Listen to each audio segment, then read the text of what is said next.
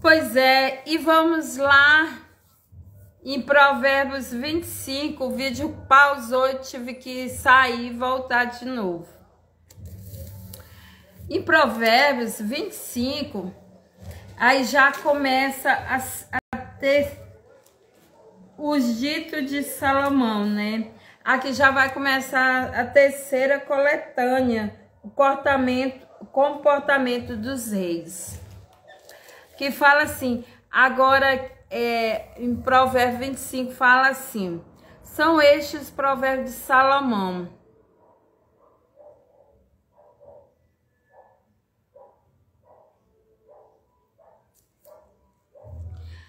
E vamos lá, em Provérbios, fala assim, ó, e são símiles e lições morais, né? E são também estes provérbios de Salomão. Caiu a ligação, caiu a internet, aí eu tive que voltar de novo, mas aí vamos lá. São também estes provérbios de Salomão, os quais transcreveram os homens de Ezequias, rei de Judá. A glória de Deus é encobrir as coisas, mas a glória dos reis é esquadrilhá-lo. Como a altura dos céus é a profundeza da terra, assim é o coração dos reis, é insondável. Quer dizer que o coração dos reis é insondável. Tira da prata a escória e sairá vaso para ouvires. Aqui no versículo 21:1 fala sobre um rei chamado Ezequias, rei de Judá. Ele reinou cerca de 250 anos depois de Salomão. Esse rei Ezequias, ele reinou depois de Salomão, 250 anos. E ele trilhou no caminho da sabedoria e por isso se tornou um dos maiores reis desde Salomão. O rei Ezequias liderou um reavivamento na terra e restaurou o culto do templo.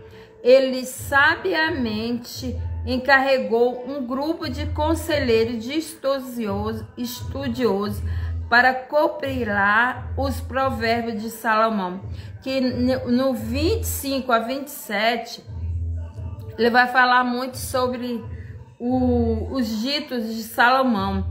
E muito desse Salomão usa a comparação como artifício literário para ensinar a verdade. Quer dizer que entre o 25 ao 27, eles está nos ensinando a verdade, a semelhança, declaração entre objetos diferentes usados, como é assim, é bastante encontrado.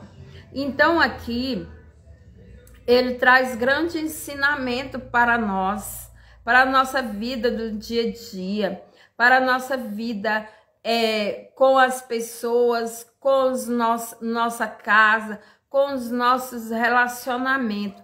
Então, do 25 ao 27, ele traz grande ensinamento sobre essa semelhança que nós precisamos ter no dia a dia.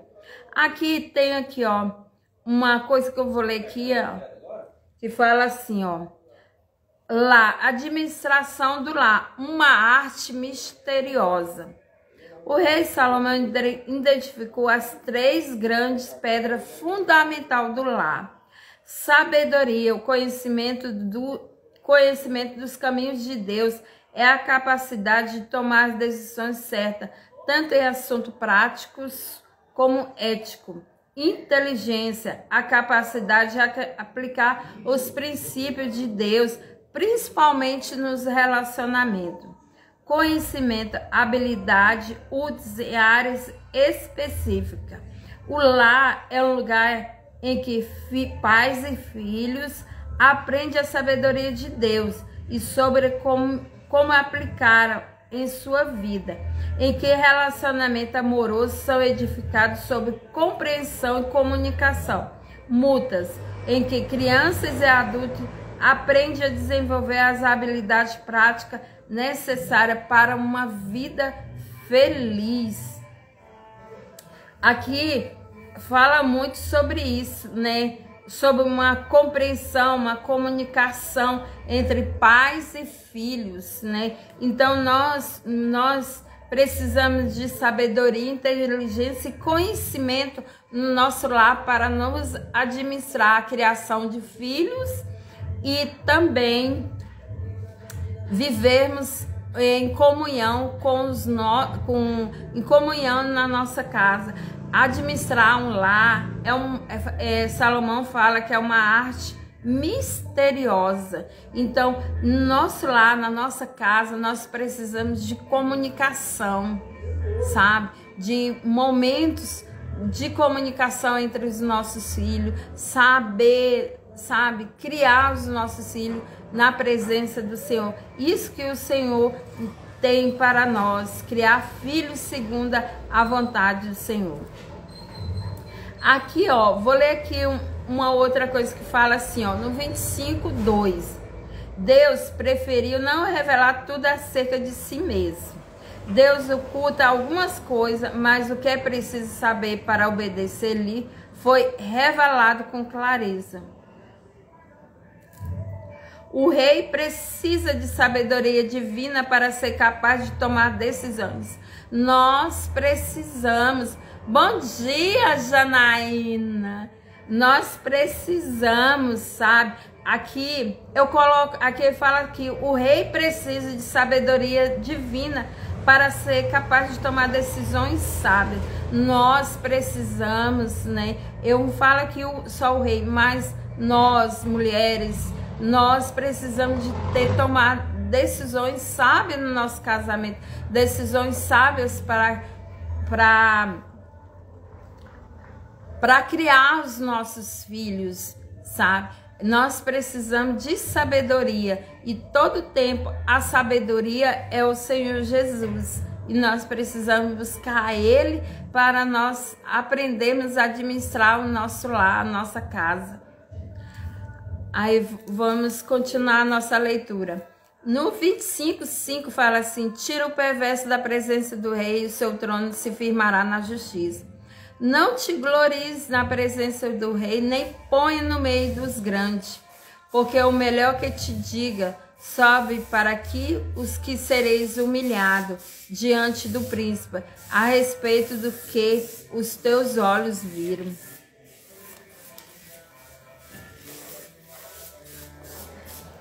Os teus olhos viram. Não te apresse a listigiar, pois ao fim que farás, quando o teu próximo te puser em apuro. Pleiteia a tua causa diariamente com o teu próximo e não descubra o segredo de outros, para que não te vitupere aquele que te ouvir e não te apague a tua infância. Como maçãs de ouro em salva de prata, é assim a palavra dita ao seu tempo. Então a gente tem que ter cuidado com as nossas palavras, com o que nós falamos, né? Então se for para a gente falar alguma coisa, que fale palavras de bênção, palavras de paz, de alegria, não uma palavra que depois vai machucar, magoar a outra pessoa. Aqui fala assim, ó: como pendente de joia de ouro puro, assim é o sábio repreensor para o ouvido atento.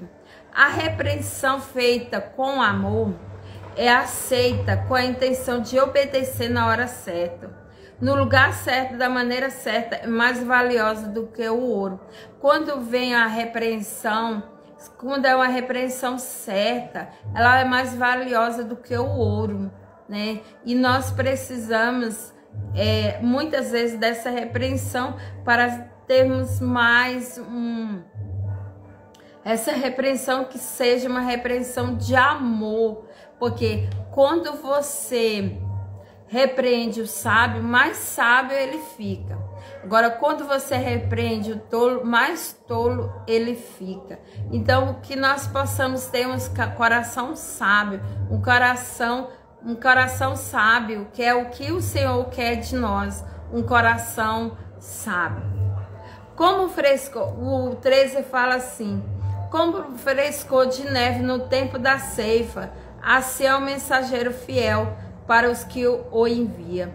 Porque refrigera a alma dos seus senhores, como nuvens e ventos que não trazem chuva, assim é o homem que se gaba das dávidas que não fez. Longanidade é mais um fruto do Espírito Santo, gente.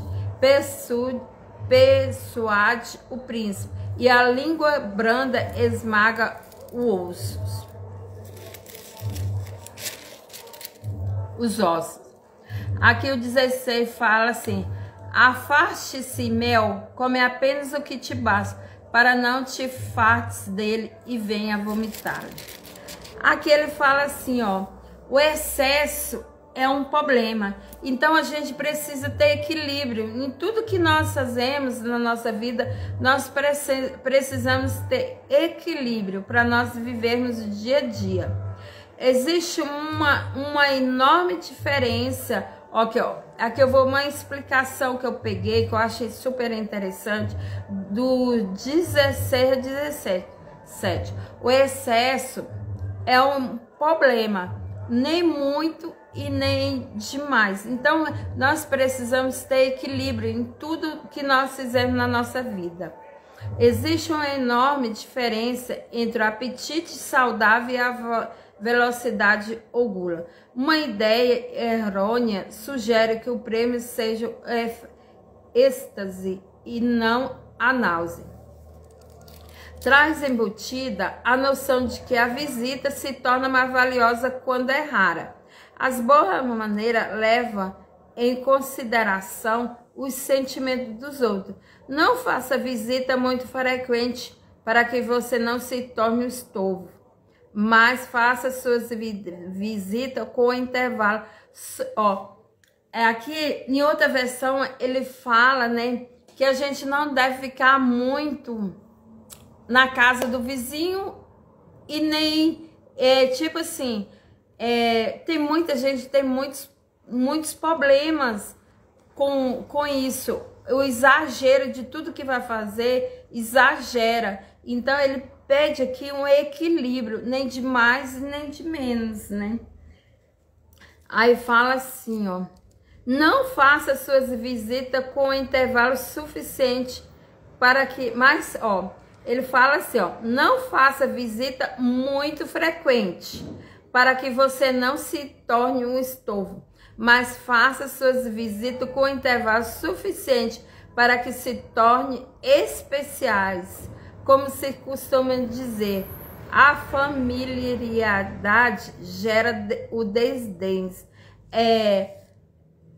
principalmente na família, né? Assim, quando você fica muito tempo sem ver sua família, dá saudade, vocês vê, se abraça. Agora, quando você fica muito ligada lá, sempre dá umas intrigas. Então, a gente tem que ter controle, nem muito demais para não dar e nem pouco. Então, na medida certa.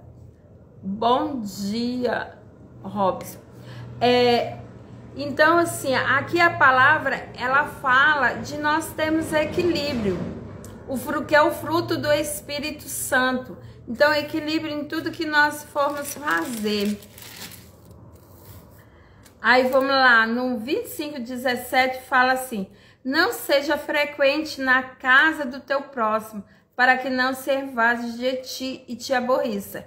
Ó, nem muito, nem demais, né? Equilíbrio. Maçã, espada e flecha aguda é o homem que levanta falso testemunho contra o teu próximo. Outra coisa aqui que ele fala muito nesse provérbio é sobre o falso testemunho ao seu próximo. Como dente quebrado e pé sem firmeza, assim é a confiança no desleal no tempo da angústia. Como quem se despede no dia de frio e como vinagre sobre ferida, é assim quem entoa canções junto ao coração aflito.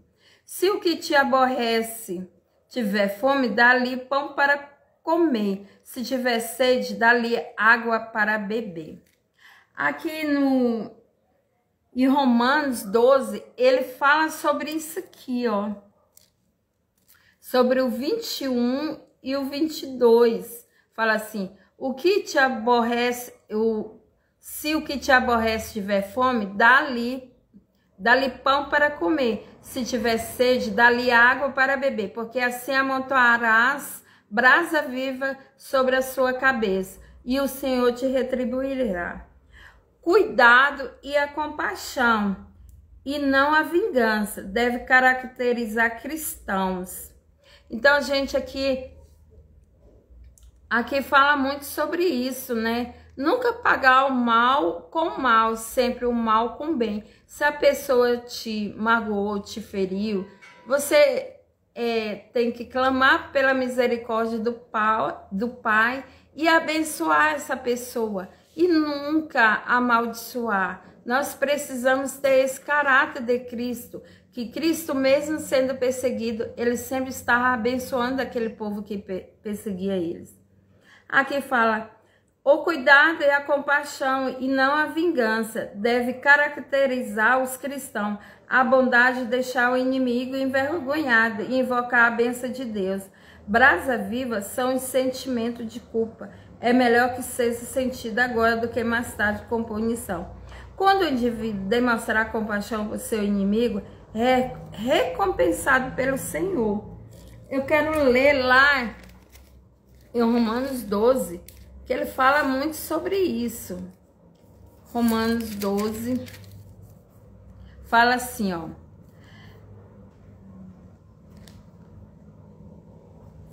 Aqui eu vou começar pelo 19. Não vos vingueis a vós mesmos, amados, mas dais lugar à ira, porque está em Cristo. A mim pertence a vingança, que retribuirei, diz o Senhor. Pelo contrário, se teu inimigo tiver fome, dá-lhe de comer. Se tiver sede, dá-lhe de beber. Porque fazendo isso, amontoarás brasa viva sobre a sua cabeça. Não te deixes vencer o mal, não te deixe vencer do mal, mas vence o mal com bem. Sempre, gente, sempre vamos vencer o mal com o bem. É isso que o Senhor quer de nós nessa manhã. Nunca se põe o sol contra a sua ira. Vence sempre, sempre o Senhor tem isso para nós, vencer sempre o mal com o bem. É isso que o Senhor se agrada, é disso que o Senhor quer de nós. Que mais aqui, ó, o 23 fala assim, ó. O vento norte traz chuva e a língua fingida o rosto irado. Ele está dizendo aqui, o que acontece no interior afeta a aparência exterior, tanto positivo como negativo. O mais importante na aparência da mulher é o seu semblante. A mulher de espírito calmo e manso tem uma aparência tranquila. Aqui no 24 fala assim, melhor é morar no canto do eirado do que junto com a mulher rixosa na mesma casa. Aqui fala Provérbios, ele fala também muito sobre essa mulher rixosa. Muitas vezes no relacionamento, brigas, confusão, vem por falta do quê? De comunicação. Às vezes o relacionamento estão em briga porque não sabe se comunicar. E isso é o que mais acontece nos casamentos de hoje. Hoje, os casamentos não têm comunicação. Então, nós precisamos, eu falo assim, nós mulheres, né? Precisamos ter essa comunicação com nossos esposos. Então, comunicação, conversar o que está sentindo, o que está falando, o que fez, o que deixou de fazer. E nunca, assim, na base da briga, Provérbio fala muito sobre isso, né? Que a comunicação é a chave de tudo. Como água fria para o sedento, tais são as boas novas vindas de um país remoto. Como fonte que foi turvada, e manancial corrupto, assim é o justo que cede ao perverso. Aí fala aqui no 27, outra passagem aqui que fala assim, ó. Comer muito mel não é bom. Assim, procurar a própria honra não é honra. O que nós precisamos, né? A honra é só Deus quem dá, só dele, por ele. Tudo que fazemos seja para o Senhor, não para nós mesmos. Como cidade derribada que não tem muro, é assim o homem que não tem domínio próprio. Outra coisa, outro fruto do Espírito Santo, que aqui em Provérbios está falando sobre o domínio próprio, né? Ó, aqui 28 fala assim, como cidade derribada que não tem muro, assim é o homem ou a mulher que não tem domínio próprio. Então nós precisamos ter domínio próprio, que é o fruto, os frutos do Espírito Santo tem que habitar em nosso coração. Que o fruto do Espírito Santo, principalmente o domínio próprio, no falar. Então, assim, principalmente no falar, nós precisamos ter esse fruto do Espírito Santo. Pedir todos os dias a Ele o fruto do Espírito Santo para nós tomarmos decisão no nosso casamento. O fruto do Espírito Santo para educar os nossos filhos, principalmente nossos filhos.